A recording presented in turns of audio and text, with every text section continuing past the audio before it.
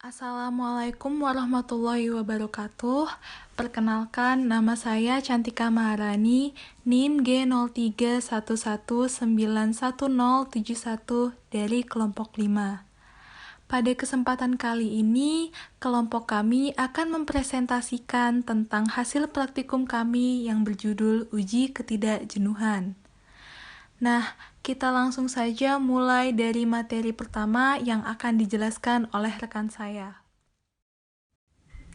Assalamualaikum warahmatullahi wabarakatuh. Perkenalkan, nama saya Justasyananda Putri Buntupayung dengan NIM G0311911094.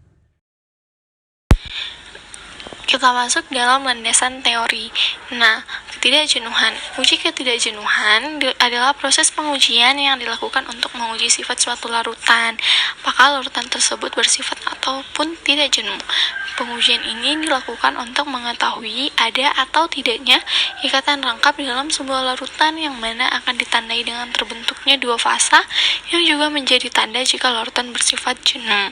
Nah, kita tahu bahwa berdasarkan ketidakjenuhannya atau tingkat kejenuhannya, larutan itu terbagi menjadi 3, yaitu larutan tidak jenuh di mana hasil kali konsentrasi ion lebih rendah dari KSP larutannya. Kemudian ada larutan jenuh di mana antara hasil kelarutan ion dan KSP larutan itu sama, dan larutan lewat jenuh atau sangat jenuh di mana hasil kali konsentrasi ion itu lebih besar dari KSP larutan sehingga menghasilkan yang namanya endapan. Nah, berdasarkan teori inilah maka dilakukan uji ketidakjenuhan di mana kita akan mengetahui apakah suatu larutan itu memiliki ikatan rangkap atau tidak. Nah, lebih jauh lagi akan dijelaskan melalui prosedur kerja oleh teman saya. Perkenalkan, nama saya Firadila Sani Arif dengan NIM G0311911074. Saya akan membahas prosedur kerja uji kimia ketidakjenuhan.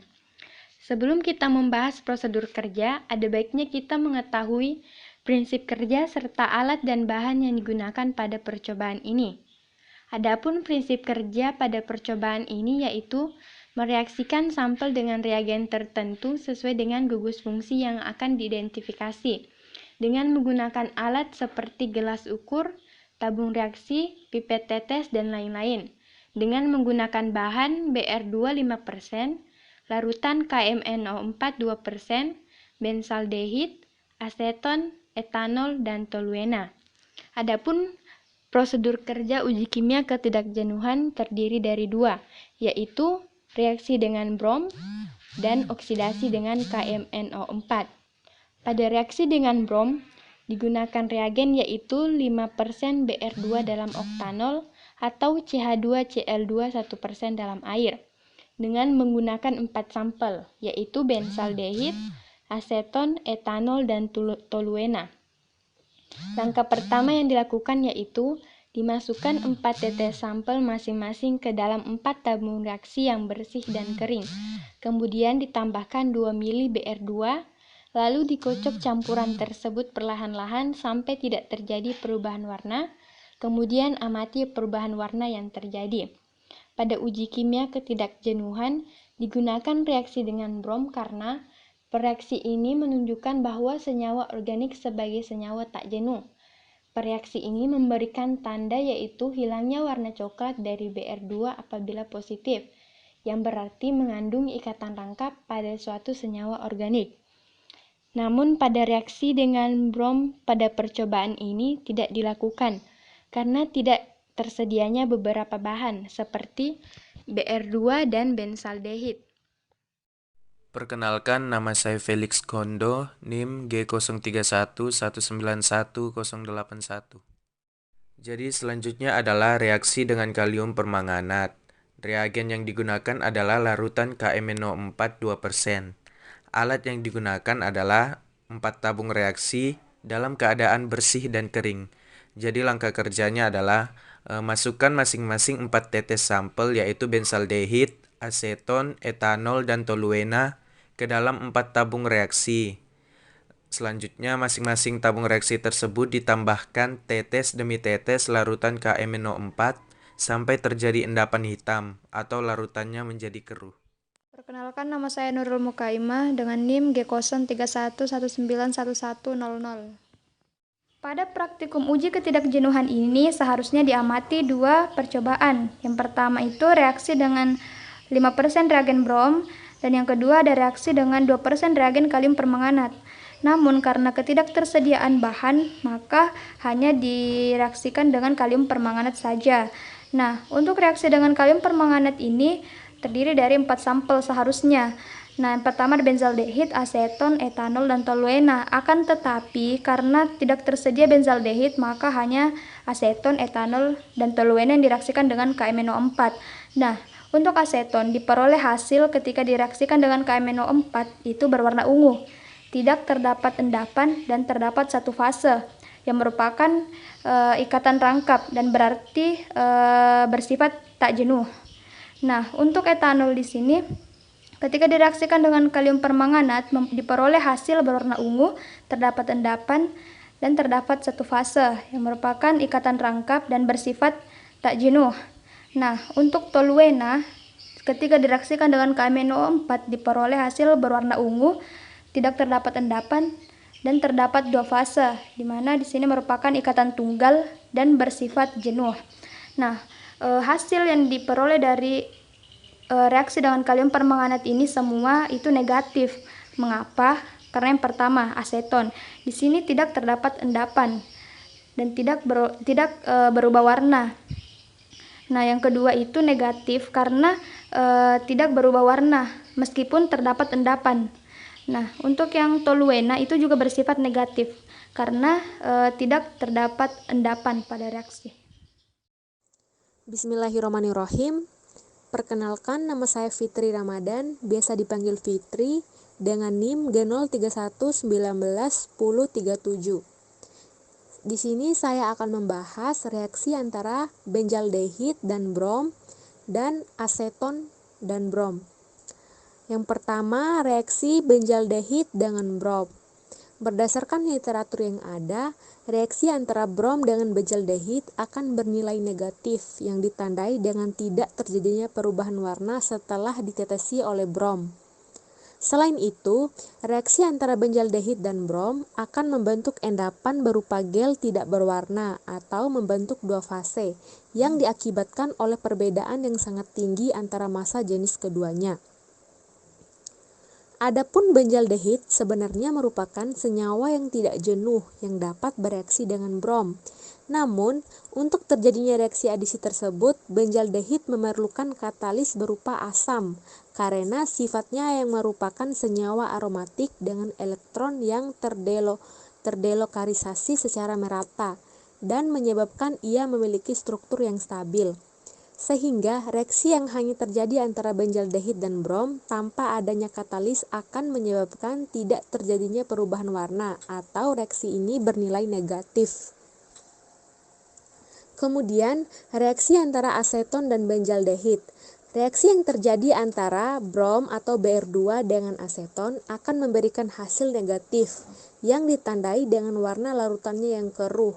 Hal ini disebabkan karena aseton yang merupakan senyawa hidrokarbon jenuh dengan ikatan rangkap antara atom C dan O.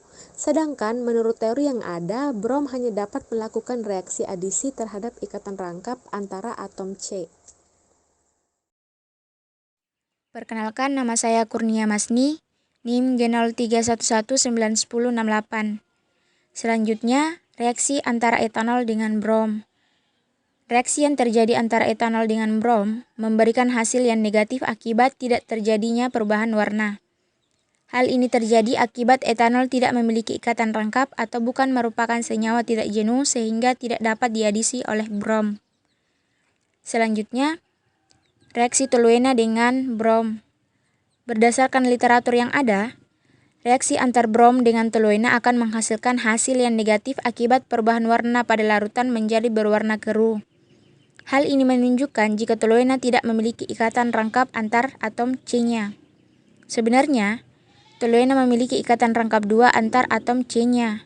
Namun, brom tidak langsung bereaksi dengan toluena karena toluena membutuhkan katalis untuk dapat bereaksi atau berubah warna menjadi bening atau tidak berwarna. Hal ini dikarenakan toluena termasuk ke dalam senyawa aromatik yang memiliki kestabilan lebih tinggi daripada alkena. Umumnya, toluena dapat diadisi oleh brom dalam keadaan asam. Perkenalkan, nama saya Maulana Saiful Hakim, NIM B0311911010. Ya, selanjutnya saya akan membahas reaksi yang terjadi dengan KMNO4 atau kalium permanganat. Yang pertama, benzaldehid. Berdasarkan literatur, diketahui jika reaksi antara benzaldehid dan kalium permanganat bernilai positif yang ditandai dengan perubahan larutan menjadi kecoklatan dengan granula coklat tua di permukaan. Yang kedua, aseton.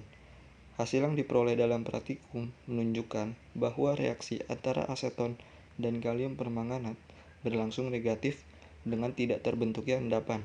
Hal ini sesuai dengan literatur yang menyatakan jika aseton bukanlah senyawa hidrokarbon. Perkenalkan, nama saya Lisda, NIM G0311911025. Nah, selanjutnya adalah etanol. Dari hasil yang diperoleh pada reaksi antara etanol dengan kalium permanganat bernilai negatif. Seharusnya bernilai positif dengan terbentuknya endapan hitam. Namun warna larutan tidak sesuai dengan yang diinginkan. Pada saat melakukan praktikum, warna larutan yang dihasilkan berwarna coklat. Pada reaksi oksidasi, senyawa akan kehilangan atom hidrogen yang terikat pada atom C karbonilnya dan pada etanol. Penambahan kalium permanganat membuat larutan menjadi berwarna ungu dan endapan hitam. Seharusnya senyawa ini memberikan hasil positif. Namun etanol lebih sulit dioksidasi dibandingkan senyawa aldehid. Hal ini sesuai dengan pernyataan Duha pada tahun 2018.